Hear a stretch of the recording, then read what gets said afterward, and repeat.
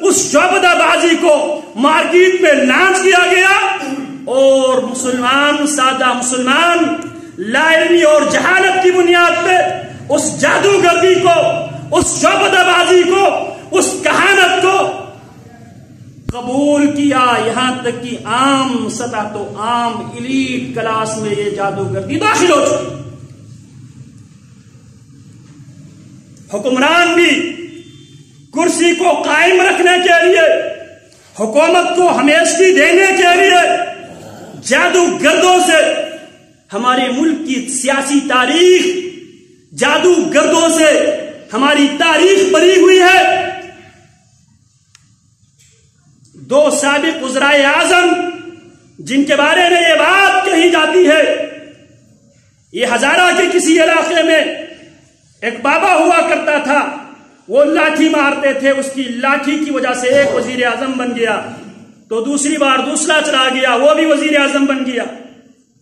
اور ایک صدر کے متعلق یہ بات مشہور ہے، وہ اپنے جادوگر اس پیر کو اپنے ایوان صدر میں رکھا کرتے تھے۔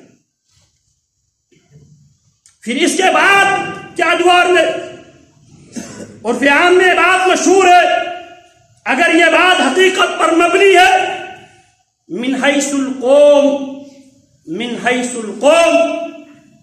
ہمارے لیے سوچنے کا لمحہ فکریہ ہے، لمحہ فکریہ۔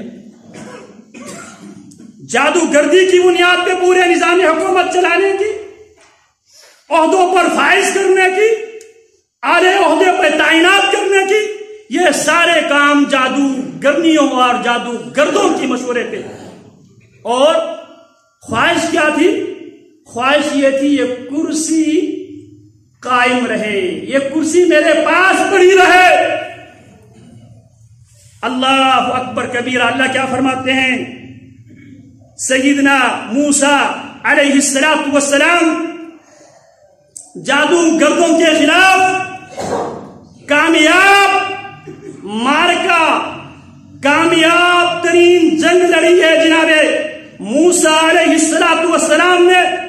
قرآن مجید میں جا بجا اللہ رب العالمین نے جناب موسیٰ علیہ السلام کی سیرت بیان کر کے ہم امت کو یہ آئینہ دکھایا تھا، امت رسول تمہارا مقابلہ جہاں قبر پرستوں سے ہے، بت پرستوں سے تمہارا مقابلہ ہے، ستارہ پرستوں سے تمہارا مقابلہ ہے، سورج پرستوں سے تمہارا مقابلہ ہے، آتش پرستوں سے تمہارا مقابلہ ہے، وہیں تمہارا مقابلہ توہم پرستوں کے ساتھ، داغا پرستوں کے ساتھ، جوتا پرستوں کے ساتھ، جادو پرستوں کے ساتھ بھی تمہارا مقابلہ ہے۔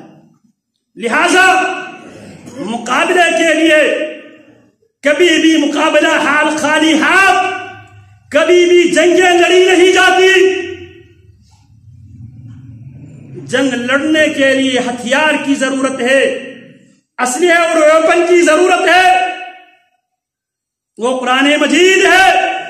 قرآن مجید نے جادوگروں کے ساتھ کامیاب ترین جنگ جو سیدنا موسیٰ علیہ السلام نے جادوگروں کے ساتھ، پوری ریاست کی جادوگروں کے ساتھ جو کامیاب ترین جنگ لڑی، اور اس جنگ کے اینڈ کیا ہوتے ہیں؟ فَأُلْقِيَ السَّحَرَةُ سَاجِدِينَ، جادوگر سجدے میں گر پڑے۔ اور قرآن مجید نے جادوگردی اور اس کی حقیقت کو بیان کرتے ہوئے اللہ فرماتے ہیں،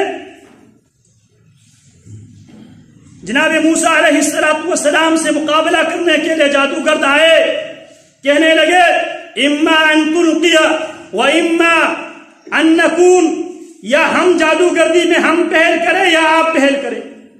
جناب موسیٰ علیہ السلام کیا فرماتے ہیں؟ قال القوا، موسیٰ فرماتے ہیں یہ بھی چانس تم ہی لے لو۔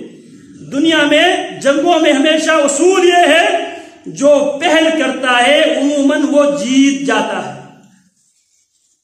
جناب موسیٰ علیہ السلام نے جادوگردی کو بیچ چوراہے پہ ازبام کرنا تھا، تو لہٰذا یہ آپشن ان کو دے دیا، بلکہ تم جو کچھ کرنا ہے کر لو۔ فَأَلْقَوْا حِبَالَهُمْ، وہ اپنی رسیاں چھوڑ دیتے ہیں، وَعَصِيَّهُمْ، اپنی لاٹھیاں چھوڑ دیتے ہیں، اور وَقَالُوا بِعِزَّةِ فِرْعَوْنَ، اور جادوگر بڑے بڑے دعوے کرتے ہیں. آج بھی آپ دیکھو جادوگروں کے پاس جاؤ، بڑے بڑے دعوے کرتے ہیں،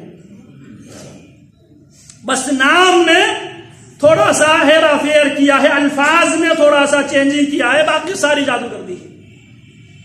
اب جادوگر کو اگر ہم اس کو روحانی بابے کا نام دے دیں، ماہر عامل کا نام دے دیں، تو ہم اس کو آنکھیں بند کر کے ہم قبول کر لیتے ہیں، جبکہ اللہ کیا فرماتے؟ جادوگردی کفر ہے.